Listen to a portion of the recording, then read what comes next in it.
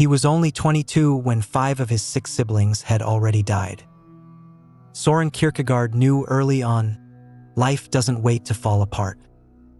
From that silence, a question emerged, one that would define his philosophy. What if anxiety isn't a flaw, but a sign that you're finally close to something real? What if your dread is the shadow of your freedom? Most people run from this feeling. He wrote from it. And maybe you're here because something inside you refuses to run anymore. Søren Kierkegaard lived under the shadow of absence. By the time he was a young adult, 5 of his siblings had died. He had seen the coffin more times than the sky. He knew the sound of a house grieving in silence.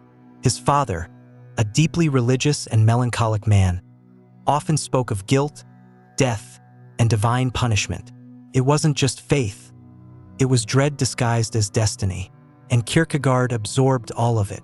He didn't write from comfort, he wrote from fracture, from the quiet, unbearable tension of being human. Most philosophies try to fix life. He let it hurt. He believed anxiety wasn't a medical error or a weakness of the mind. He saw it as something sacred, a vertigo that emerges when the soul stands at the edge of its own possibilities. He called it the dizziness of freedom, not because freedom is light, but because it's heavy. Because once you realize you are free, really free, to become something else, to walk away, to choose differently, you also realize you are completely responsible.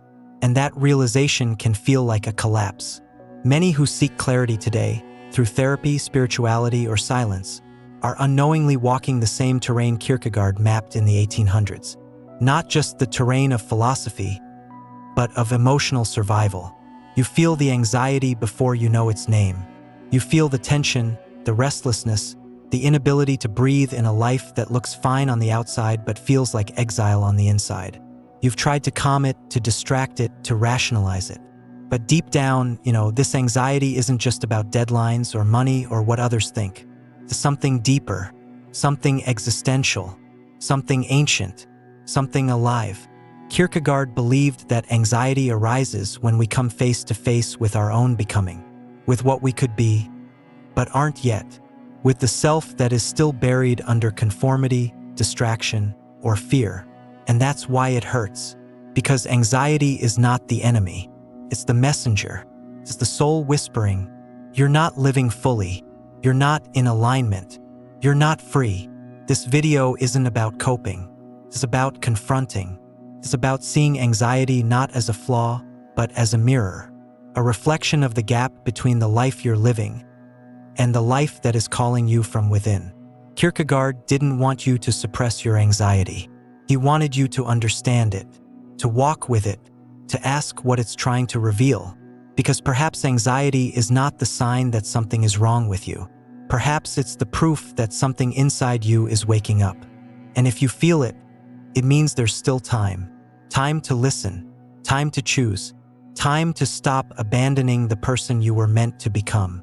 Not later, now, not perfectly, just truthfully, because the cost of ignoring it is the quiet death of who you truly are. You've been taught that control is safety, that if you can organize your schedule, manage your emotions, and silence your doubts, you'll be okay. That anxiety is just a malfunction of the system, and control is the fix. But Kierkegaard saw something darker beneath this illusion. He believed the compulsive need for control is often a mask for a deeper fear, the fear of true freedom. Because to be free means stepping into the unknown, and the unknown doesn't come with guarantees. This is the paradox of modern life. We crave freedom, but only if it comes with predictability. Only if it doesn't shake the ground we're standing on. We want to change, but without disruption. We want growth, but without discomfort. We want truth, but without losing the false selves we've built. And so, we shrink our lives to fit inside the borders of what we can manage. We stay in jobs that numb us, relationships that cage us, roles that drain us. We say yes when we mean no. We avoid risks that stir something real, all in the name of staying stable. But stability is not the same as peace. Kierkegaard called this the panic of possibility. The moment we sense that life could be different, could be ours, we pull back. Because real freedom demands real responsibility. Not just for what we choose, but for what we might become. And becoming is terrifying, because it requires leaving behind what's familiar, even if what's familiar is a version of ourselves that we've outgrown. This is the hidden cost of always trying to stay in control. Your life becomes smaller than your soul. You don't chase what matters. You chase what feels safe. You don't grow into your potential. You perform your persona. And anxiety keeps knocking, not because something is broken, but because something is confined. Control feels like a solution, but often it's a prison, a way of avoiding the unbearable truth that nothing meaningful can be guaranteed, that love can break, that dreams can fail, that becoming who you truly are might cost you the version of yourself that's been keeping everyone else comfortable. And so you manage, you cope, you curate a version of you that looks fine but doesn't feel alive. Kierkegaard would say, "You are not anxious because something is wrong with you. You are anxious because something in you refuses to be fake. Because somewhere, deep beneath the surface, your soul is grieving the life you haven't dared to live.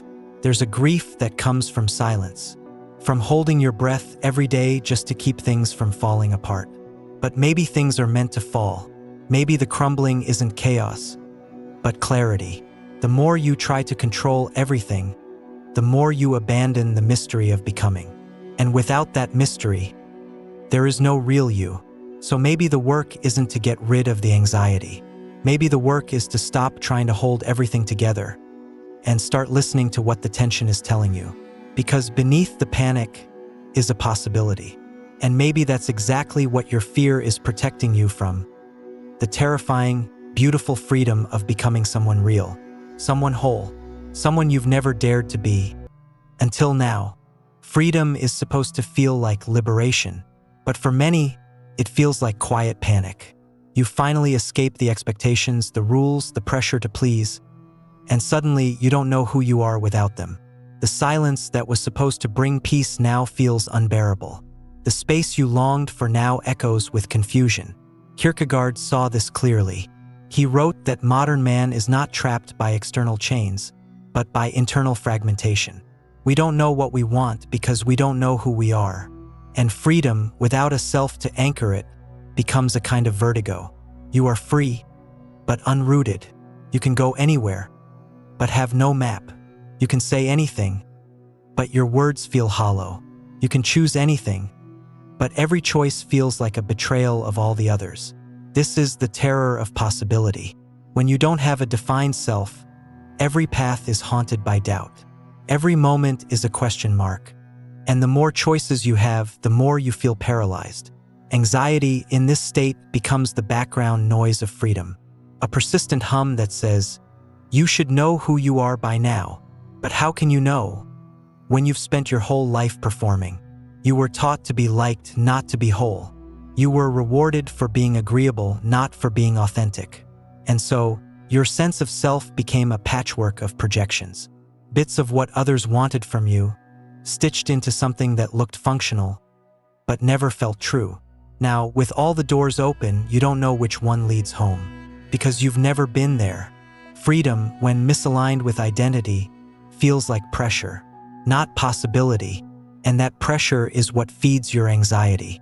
Because the soul doesn't want endless options, it wants meaning. It wants alignment. It wants to move towards something real. Kierkegaard called this disconnection despair. Not in the clinical sense, but in the existential one, the despair of not being oneself, of being a stranger to your own life. You can be successful and in despair, loved and in despair, even happy and still in despair, because despair isn't always loud. Sometimes it's just the quiet ache of living someone else's life. So when freedom arrives, when the old structures dissolve and you're finally alone with yourself, the anxiety spikes, not because freedom is wrong, but because now there's nothing left to distract you from the silence within. That silence is sacred and terrifying, because now you are being asked not just to act, but to become. To choose something not because it's expected, but because it feels true. to walk a path that may not make sense to others, but finally makes sense to your inner world. Freedom without self is chaos, but freedom with self is clarity. You don't need to have it all figured out. You just need to stop outsourcing your identity, because the self isn't something you find. It's something you return to. And every time you sit with your anxiety, not as a problem, but as a signal, you take one step closer. Closer to meaning, closer to truth, closer to becoming someone your soul actually recognizes. Not all self-destruction is loud. Sometimes it looks like postponing a decision again, avoiding a conversation, numbing yourself with distractions that seem harmless. You don't call it fear. You call it being tired, being careful. Not the right time, but underneath the delay is a quiet truth. You're afraid of your own power. Kierkegaard understood this avoidance intimately. He believed that most people don't run from pain, they run from responsibility, from the weight of having to choose, from the truth that every moment we delay ourselves, we're shaping a self by default. And that self often becomes a stranger. Anxiety doesn't always roar. Sometimes it whispers through your inaction, through the 1,000 little moments you abandon yourself. Every not yet, every maybe later, every I'm just not ready seems harmless, but collectively, they form the architecture of your collapse. It's not laziness. It's not lack of discipline. It's fear of transformation. Because deep down, if you said yes to what truly calls you, you'd have to leave the version of yourself that others still recognize. You'd have to let go of the life you've rehearsed, and that's terrifying. So instead, you stall. You stay in limbo. You keep waiting for a sign that will never come, because becoming isn't a lightning strike. It's a decision. And here's the paradox. The longer you wait to choose, the heavier the anxiety becomes. Not because you've made a mistake, but because you're not making anything at all.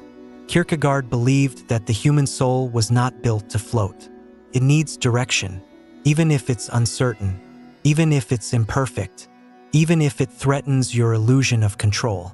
Because every time you don't choose, you're still choosing to stay hidden, to betray your future in the name of staying comfortable, to maintain an emotional status quo that you've outgrown.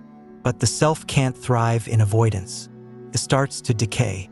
Slowly, quietly, you stop dreaming, you stop desiring, you stop believing that your life could feel different. And the anxiety becomes chronic. Not because you're weak, but because your soul is suffocating in a life that never demanded your full presence. This is the inner collapse, not a breakdown, but a wearing down, the erosion of vitality, the hollowing out of self-trust. And it's not caused by one big event. It's caused by years of small silences, of saying no to what felt real, of shrinking yourself for the comfort of others or the comfort of predictability. But you're not here to disappear slowly. You're here to become someone your younger self would be proud of. And that requires discomfort. That requires choosing, even when you're scared, even when it makes no sense on paper, especially then, because every act of courage, no matter how small, reverses the collapse. It brings breath back into the soul. It tells your body, I'm here now, I'm not hiding anymore. And that is how transformation begins. Not with noise, not with drama, but with one quiet moment of truth, chosen, again and again, until the silence inside you becomes a place you can live in, not escape from.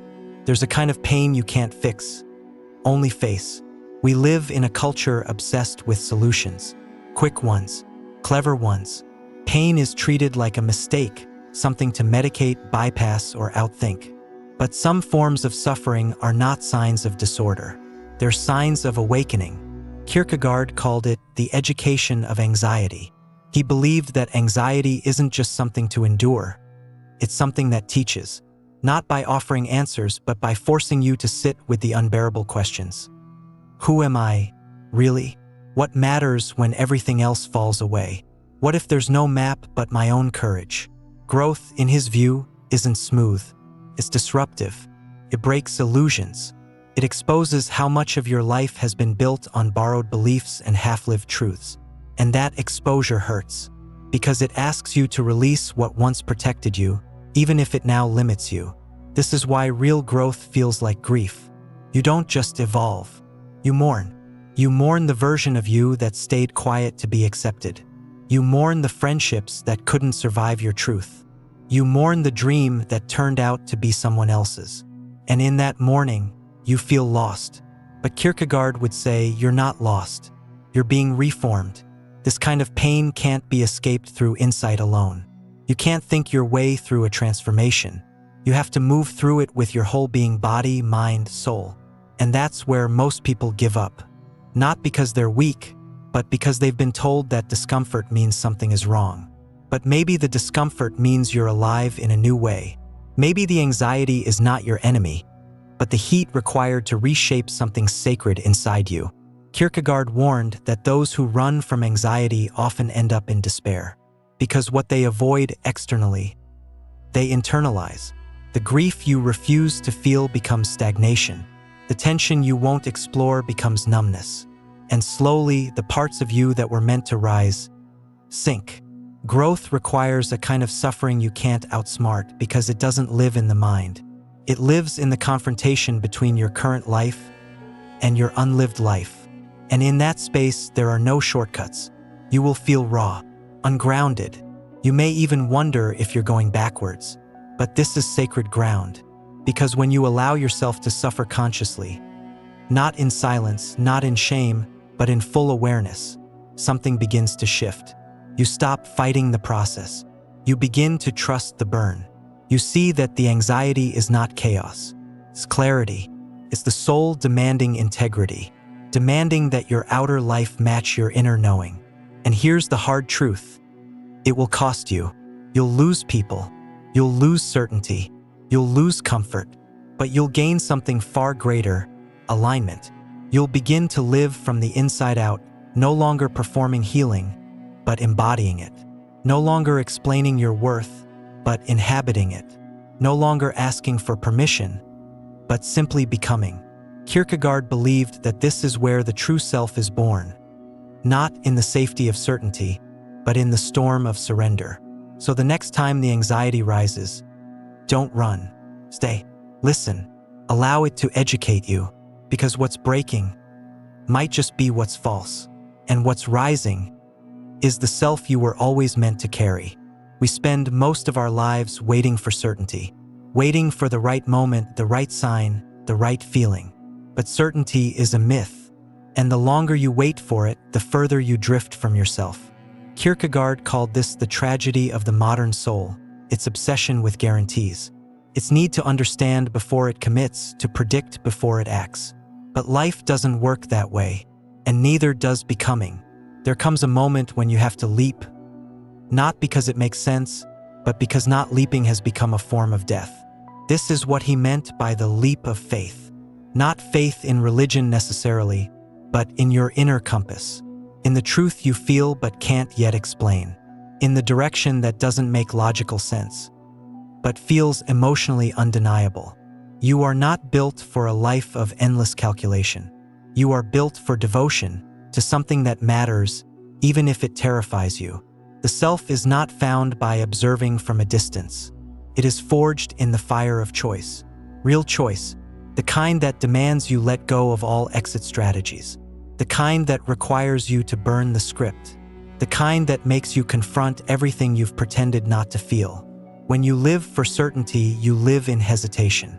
And hesitation breeds anxiety, because the soul doesn't want perfect decisions, it wants congruence. It wants to see you move toward what feels real, even if that path is unclear. Most people think anxiety comes from having too much to do, but often it comes from not doing the one thing you know you must. And that one thing is the choice to live from truth, not from fear. You will never feel fully ready. You will never have total confirmation. But Kierkegaard reminds us, the self isn't something pre-existing. It's something you create through acts of radical sincerity. And sincerity is not always clean. Sometimes it means walking away from what once felt safe. Sometimes it means being misunderstood, even hated. Sometimes it means choosing a life that no one else would choose for you. But in that choice, something remarkable happens. You stop feeling like a ghost in your own life. You begin to inhabit your body, to speak words that feel rooted, to love without strategy, to work without pretending. You begin to live a life that feels like yours. And yes, the cost is high. You lose illusions. You lose belonging to certain groups. You lose the easy comfort of fitting in. But you gain an inner orientation that no one can take from you. You begin to trust your own becoming, not because it's easy, but because it's real. Kierkegaard believed that when a person finally stops running, finally stops analyzing, and chooses, something divine occurs. Not outside of you, but within you. A realignment, a remembering, a sacred return to self. The anxiety doesn't disappear, but it no longer owns you, because now you're not resisting your life, you're meeting it. Not with certainty, but with courage. And maybe that's what the leap of faith really is, choosing to become yourself without needing permission. The life you want is not waiting on the other side of certainty. It's waiting on the other side of the question you fear most. Anxiety, when seen through the lens of Kierkegaard, is no longer just a symptom. It becomes a signal, a passage, a sacred discomfort that tells you you're standing at the threshold of something real. And maybe that's why you felt so restless, so out of place in the life you've built. Because deep down, you were never meant to remain untouched. You were meant to transform. We often wait for the anxiety to quiet down before we act. But what if the anxiety is the invitation? What if the tension you feel is the soul stretching, breaking through the shell of who you've been? Kierkegaard didn't believe in comfort as a destination. He believed in truth even when it hurt. He believed that to live fully is to choose yourself again and again, even in the face of doubt. Even when the world offers applause for your disguise and silence for your authenticity. You don't have to make sense to everyone. You don't need to feel brave to act with courage. You don't have to wait until the fear disappears to begin. Maybe the goal isn't to be less anxious. Maybe the goal is to be more honest. Because honesty is what anxiety is asking of you.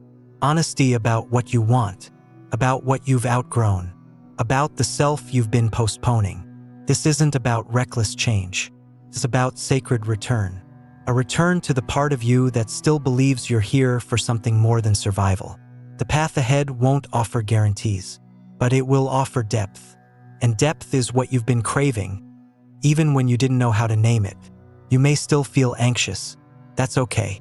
But now you know what it means. Now you know it's not your enemy. Now you know it's the sacred pressure of becoming. So let yourself stand at the edge. Let yourself tremble. Let the old versions of you grieve their way out. And when the silence asks, "Are you ready?" Don't answer with certainty. Answer with sincerity. Because maybe, as Kierkegaard wrote, anxiety is the dizziness of freedom. And maybe the life you're meant to live begins exactly there. Right where it hurts. Right where it calls. Right where you've been afraid to look. If this message found you at the right moment, write in the comments. I choose what's real, even when it shakes me. And if you feel ready to keep walking this path, with more silence, more truth, and fewer masks, there's another video waiting for you, not to fix you, but to walk with you